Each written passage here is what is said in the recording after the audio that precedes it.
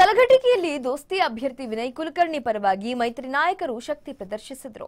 ಮಾಜಿ ಸಚಿವ ಸಂತೋಷ್ ಲಾಡ್ ಅವರ ಮಡಕಿ ಹೊನ್ನಿಹಳ್ಳಿ ನಿವಾಸದ ಬಯಲಿನಲ್ಲಿ ಬೃಹತ್ ಸಮಾವೇಶ ಹಮ್ಮಿಕೊಳ್ಳಲಾಗಿತ್ತು. ಸಮಾವೇಶದಲ್ಲಿ ಮಾತನಾಡಿದ ಕೈ ಅಭ್ಯರ್ಥಿ ವಿನಯ್ ಕುಲಕರ್ಣಿ 3 ಬಾರಿ ಸಂಸದರಾದರೂ ಧಾರವಾಡ ಗ್ರಾಮೀಣಕ್ಕೆ ಸಂಸದ ಪ್ರಹ್ಲಾದ್ ಜೋಶಿ ಕೊಡುಗೆ ಏನು? ಬಿಇ ಕಲಿತ ವಿದ್ಯಾರ್ಥಿಗಳಿಗೆ ಕೂಡ ಇಂದು ಉದ್ಯೋಗ ಸಿಗದೆ ಪರಿತಪಿಸುತ್ತಿದ್ದಾರೆ. ಯುವಕರು ಉದ್ಯೋಗ ಕೇಳಿದ್ರೆ ಪಕೋಡಾ ಮಾರಬೇಕು ಅಂತ ಹೇಳ್ತಾರೆ. ಇಂತಹವರನ್ನ ಆರಿಸಿ ತರಬೇಕಾ? ಅಧಿಕಾರಕ್ಕೆ ರಾಜಕಾರಣ ಮಾಡುವ ರಾಜಕಾರಣಿಗಳನ್ನ ಎಂದೂ ನಂಬಬೇಡಿ ಅಂತ ಕಿಡಿಕಾರಿದರು.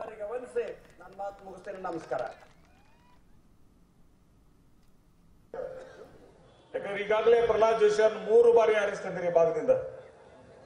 3 ಬಾರಿಯಲ್ಲಿ ಹೆಚ್ಚಾನೆಚ್ಚು ನಾವಿಲ್ಲಿ ಬಂದಂತವ್ರು ಗ್ರಾಮೀಣ ಪರಿಸ್ಥಿತಿಯಿಂದ ಬಂದಂತವ್ರದೇವು.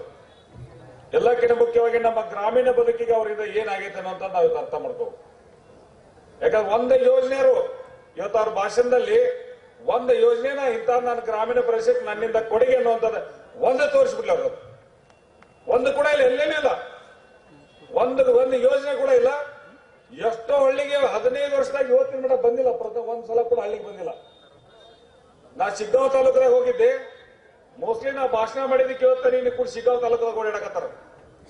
ಶಿಗ್ಗಾಂವ್ ತಾಲೂಕದೊಳಗೆ 15 ವರ್ಷದಾಗ ಒಂದ್ ಹಳ್ಳಿ ಕೂಡ ಇವತ್ತಿನ ಮಟ್ಟ ಬಂದಿಲ್ಲ. ಬಟ್ ಹೋದ ಬಾರಿಗೆ 3 ಸಲ ಬಂದಿದ್ದೇನ ಒಂದೊಂದು ಗಾಳ್ಯಾಗ ಬಂದಾರ ಅವ್ರು. 1ನೇ ಸಲ ವಾಜಪೇಯಿ ಅವ್ರ ಗಾಳ್ಯಾಗ ಬಂದ್ರು, 2ನೇ ಸಲ ಯಡಿಯೂರಪ್ಪನವ್ರ ಗಾಳ್ಯಾಗ ಬಂದ್ರು, 3ನೇ ಸಲ ಮೋದಿ ಅವ್ರ ಗಾಳ್ಯಾಗ ಬಂದಾರ. ಅದಂತರೂ ಸುಳ್ಳಿನ ಸರ್ದಾರ್ ಅಂದಾಗ ಮೋದಿ ಅವ್ರ ಗಾಳಿ ಅಂತರು. ಅದ್ ಎಂತ ಗಾಳಿ ಅಂದ್ರೆ ಮೋದಿ ಅವ್ರ ಗಾಳಿ. ಅವ್ರು ಹೇಳಿದಂತ ಮಾತುಗಳೇನಿದ್ದು ಅದನ್ನ ನೆನಪಿಟ್ಟುಕೊಂಡ್ರೆ ಗೊತ್ತಿಲ್ಲ.